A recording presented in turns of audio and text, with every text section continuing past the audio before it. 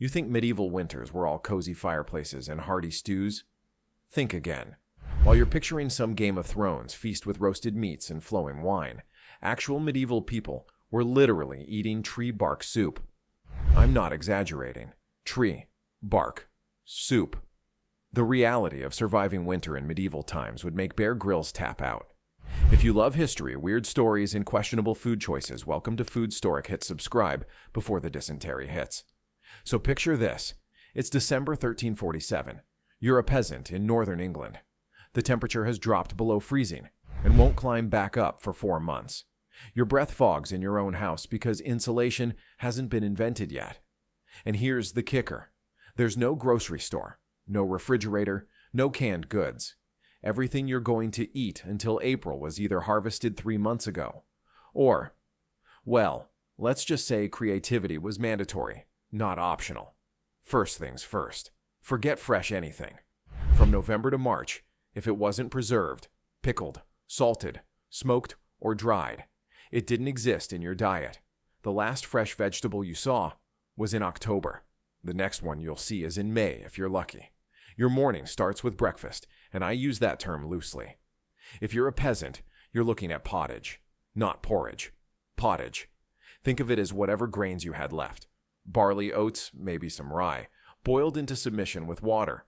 On a good day, you might throw in some dried peas that have been sitting in your storage pit since harvest. They're hard enough to crack teeth, but hey, protein is protein. The well-off folks, they're having bread, but not the bread you're thinking of. Medieval winter bread was a dense, dark brick made from whatever grain didn't rot in storage. Wheat if you were wealthy, rye if you were middle class, and barley mixed with beans if you were poor. Yes, bean bread. It was exactly as appetizing as it sounds. But wait, it gets worse. Remember how I mentioned tree bark? When grain stores ran low, and they always ran low by February, people would grind up the inner bark of elm and birch trees to stretch their flour. Pine bark was popular in Scandinavia. They'd dry it, grind it, mix it with their dwindling grain supplies.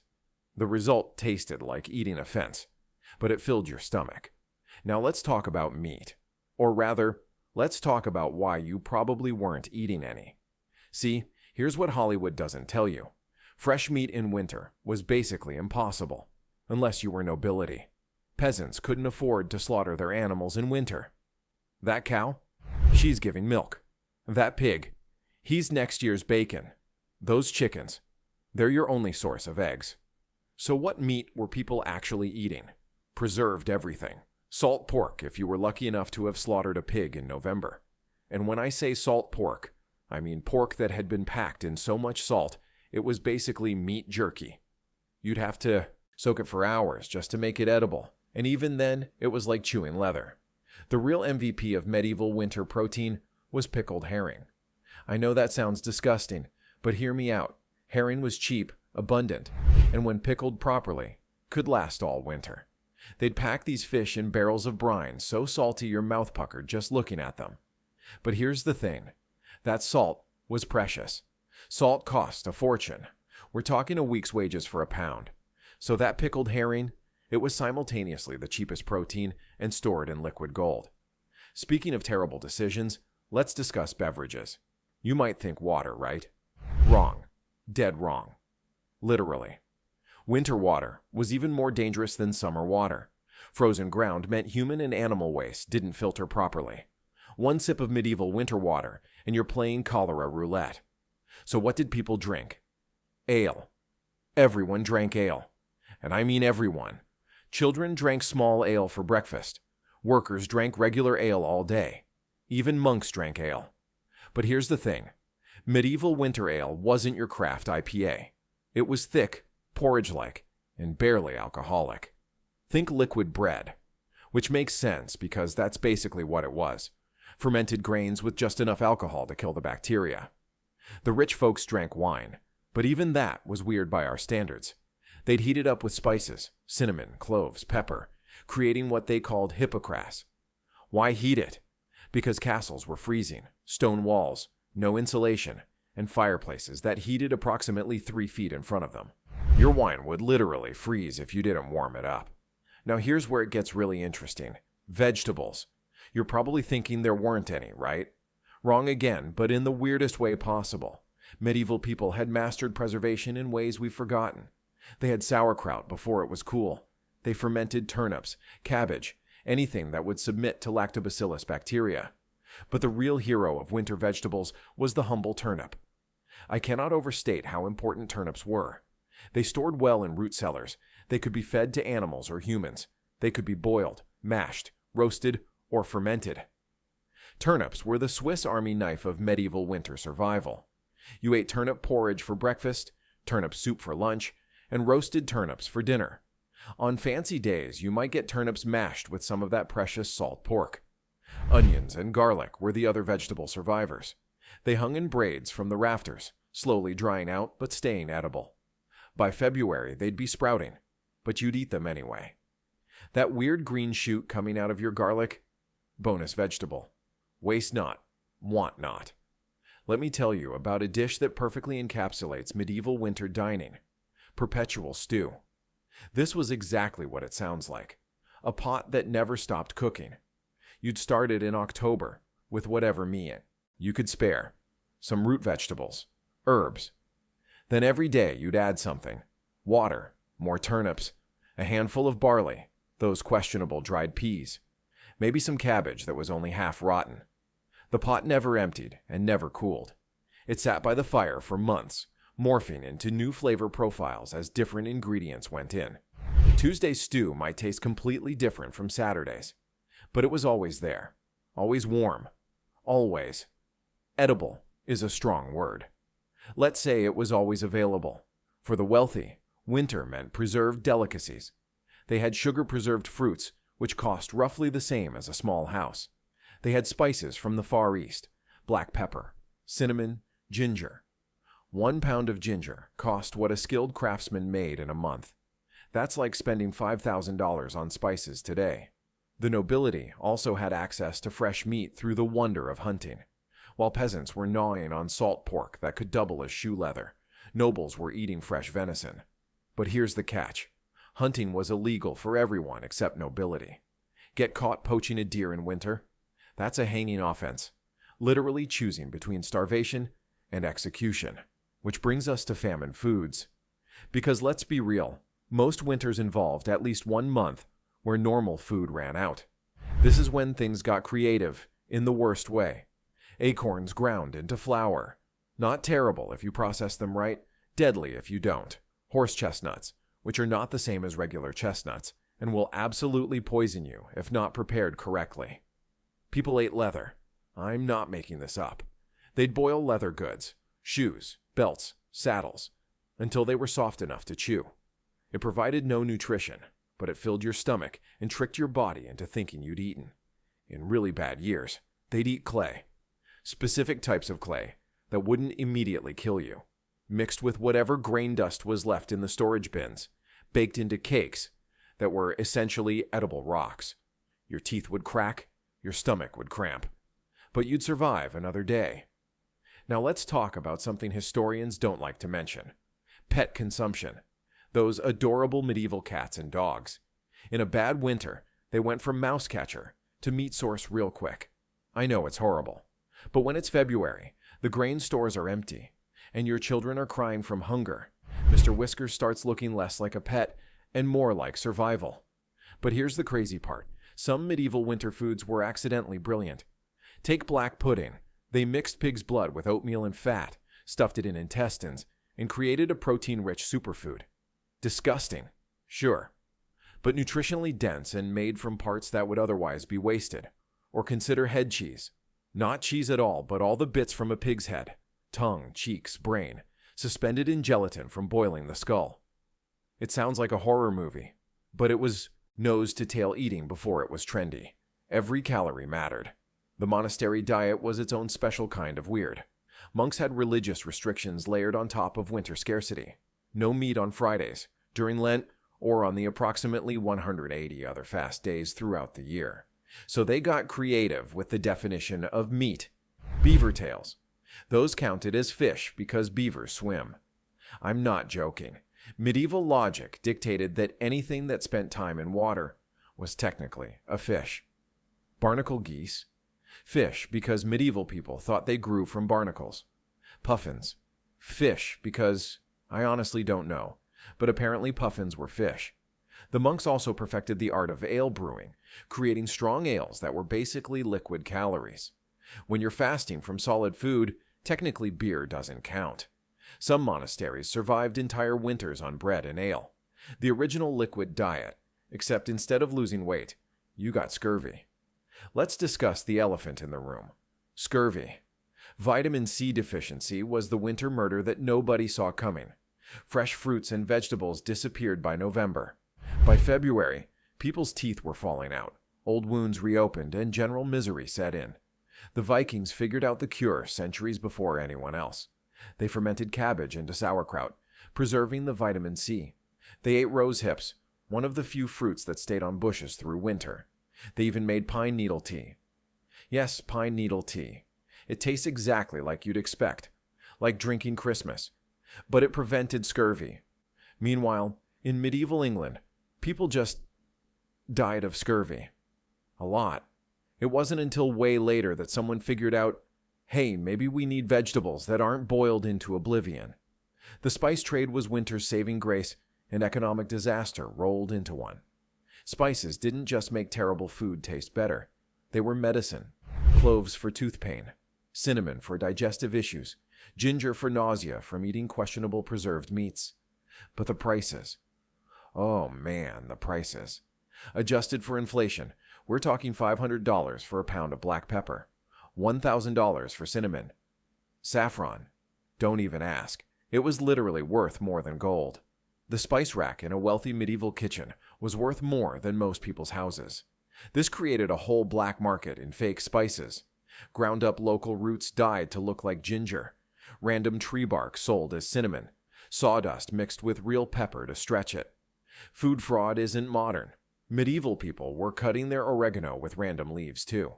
Here's something nobody talks about. Medieval food poisoning was a year-round sport, but winter was the championship season. Ergot fungus on rye caused hallucinations and gangrene. Spoiled meat masked with heavy spices caused, well, use your imagination. And botulism from improperly preserved foods? That was just Tuesday. The cures were worse than the diseases. Eating clay to absorb the poison. Drinking vinegar until your throat burned. Bloodletting, because obviously losing blood helps when you're already dying from food poisoning. It's a miracle anyone survived. But somehow, they did survive. And they got creative in ways that would make modern preppers take notes. They invented portable soup, basically bone broth boiled down until it was a hard cake you could reconstitute with water. They figured out that certain molds on cheese were safe to eat, creating blue cheese by accident. They discovered that burying vegetables in sand kept them fresh longer. The rich had their own weird winter traditions. Massive feasts to show off their wealth while peasants starved. Exotic ingredients shipped from across the known world. Sugar sculptures that cost more than a farm.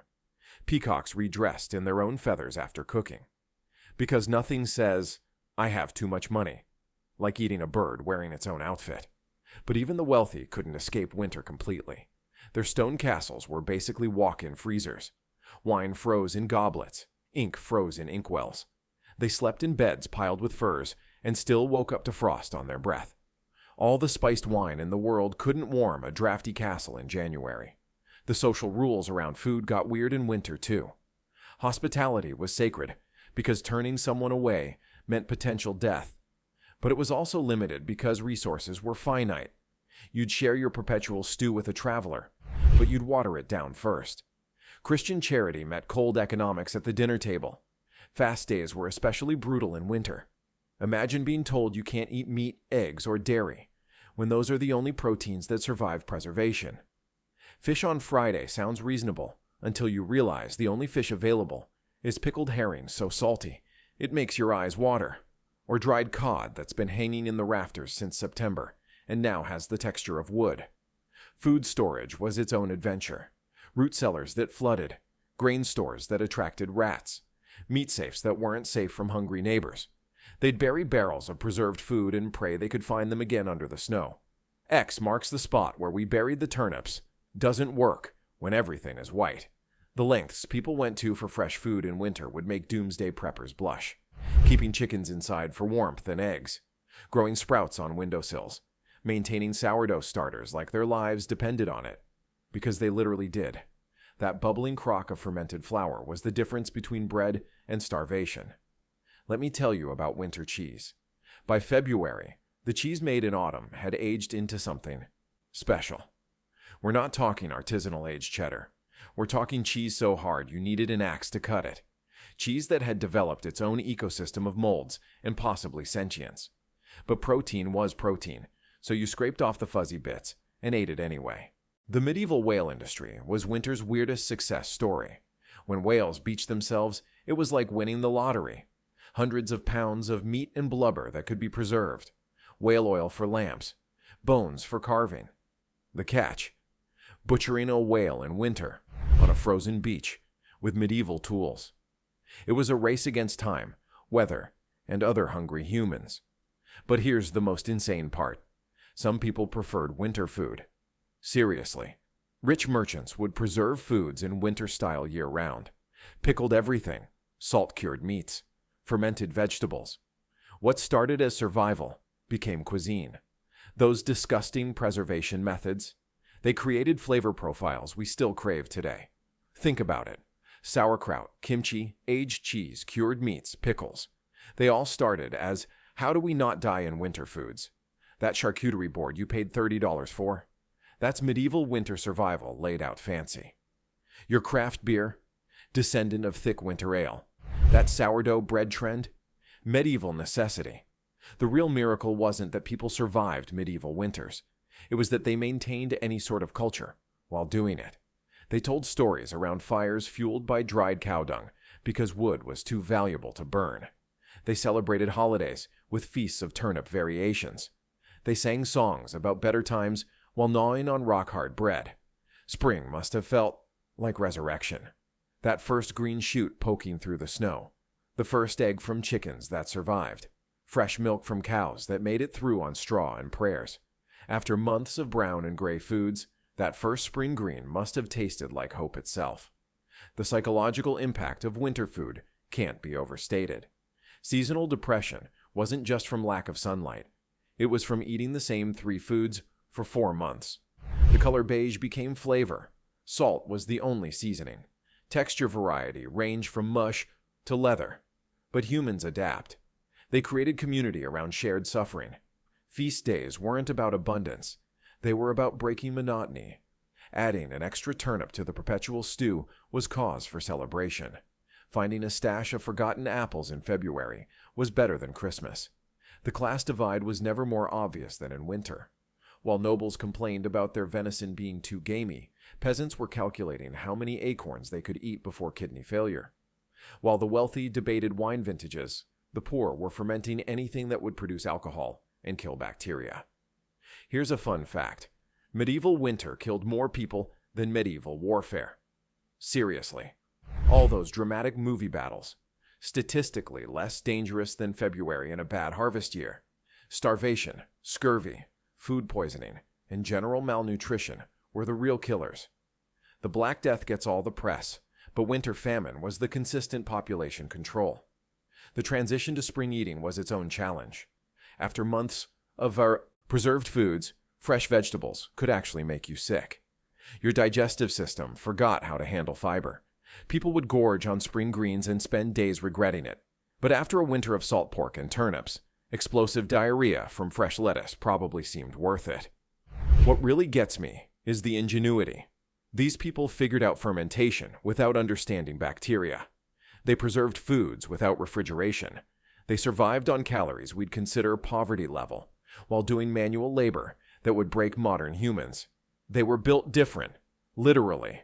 Their gut biomes could handle things that would hospitalize us. The legacy of medieval winter eating lives on in weird ways. Many traditional Christmas foods are just medieval preservation methods dressed up fancy. Fruitcake?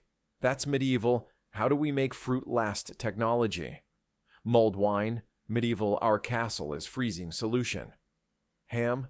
Medieval, salt all the things strategy. Modern preppers study medieval preservation techniques.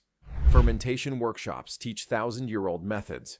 Nose-to-tail restaurants serve dishes that medieval peasants ate from necessity. We've come full circle, except now we pay premium prices for what used to be poverty food. The real lesson from medieval winter eating isn't about food. It's about human resilience. When faced with impossible conditions, people found ways. They ate bark bread and smiled. They shared watered-down stew with strangers. They sang songs while hungry. They survived winters that would break us. So next time you complain about your fridge being empty, remember medieval winter. When the grocery store runs out of your favorite snacks, think about fermented fish and tree bark soup. When you worry about fresh vegetables in winter, recall the great turnip monotony of 1347. Your ancestors survived on creativity, community, and foods that would make Gordon Ramsay cry. They faced winter with nothing but salt, hope, and increasingly creative definitions of edible. They couldn't Google how to preserve meat without refrigeration or order emergency supplies from Amazon. They just survived, one disgusting meal at a time, one frozen morning after another, until spring came and they did it all over again. Different year, same turnips, same will to live despite everything winter threw at them. That's the real story of medieval winter food. Not the romanticized feasts of fiction, but the grinding reality of survival, tree bark and triumph, pickled fish and perseverance, turnips and tenacity. The most disgusting menu in history, served with a side of human determination. Your medieval ancestors were metal. They ate foods that would be considered war crimes today. They survived winters that would make apocalypse movies look optimistic. And they did it every year, without complaint, because the alternative was death. So raise a glass of questionably fermented beverage to them. They earned it, even if that beverage is thick enough to chew and tastes like liquid bread mixed with despair. They'd approve. After all, at least it's not tree bark soup.